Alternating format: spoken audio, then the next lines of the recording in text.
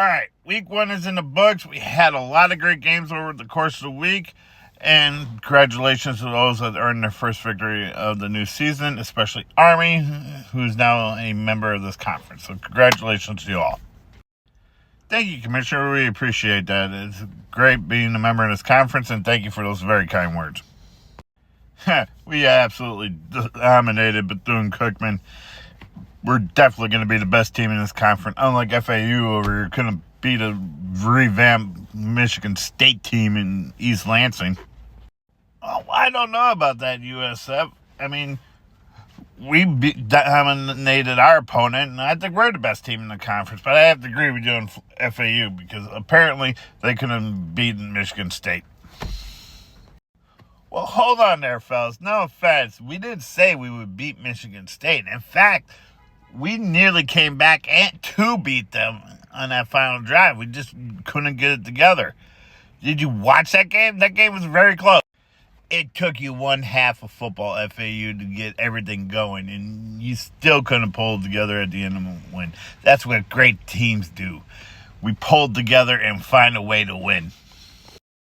Hold on there, man, USF. I watched that game Friday night, and I got to hand it to FAU. They nearly handed Michigan State a loss.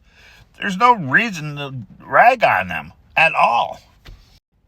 Oh, of course you would take their side, Tulane. I mean, you like them because they're a small school just like you. Well, first off, we're not a small school.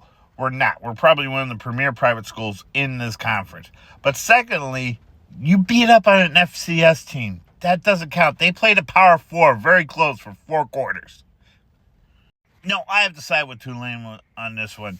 We played an FCS team that played us very close through the entire game, and we're figuring out what we have to make changes on. FAU, you guys played an FCS school and absolutely destroyed them. FAU played a Power 4 team very close for all 4 quarters, shutting them out in the second half. Defensively, they did everything right to win. Offensively, they didn't do enough to win the game.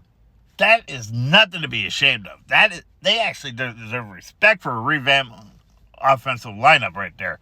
They came together in the second half and made plays when they had to, but they just couldn't make enough plays to win. You know what? UTSA is right there, USF. I mean, we cannot absolutely rag on FAU for that one. I destroyed my opponent.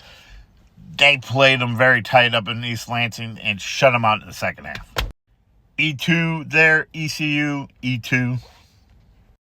I gotta side with ECU on this one too. They're USF. We were in Norman, Oklahoma. Got absolutely destroyed by Oklahoma. But that doesn't mean we're not gonna win games. They went to East Lansing, Michigan. Played Michigan State tough for the entire length of the game and almost pulled off a victory. And they just didn't make the plays at the end to win. That is what good football teams do. They're going to have good games, they're going to have bad games, and they're going to have games that they wish they made the right plays at the end to win the game. And they're at that stage right now. Can't make any room to talk. I got destroyed by James Madison. I scored 7 points on him. I couldn't get it going. He, on the other hand, shut out Michigan State in the second half, held them to 16 points, and nearly came back to win. They deserve praise. I have to agree with everything that's been said. I played Sam Houston and got absolutely embarrassed. They're in a conference below us. They went in, played a Power 4 school out of the Big Ten, and played them close. There's nothing to be embarrassed there. I mean, I don't like FAU all that much either, USF, but they gave Michigan State a hell of a game and absolutely should have won that game. Except for the slide rule. They should have won. They deserve credit. I watched the game, and they absolutely should have won, and I don't even have a football program here in Wichita. They came within multiple plays of taking the lead and ended up pulling off an upset. Kudos, FAU.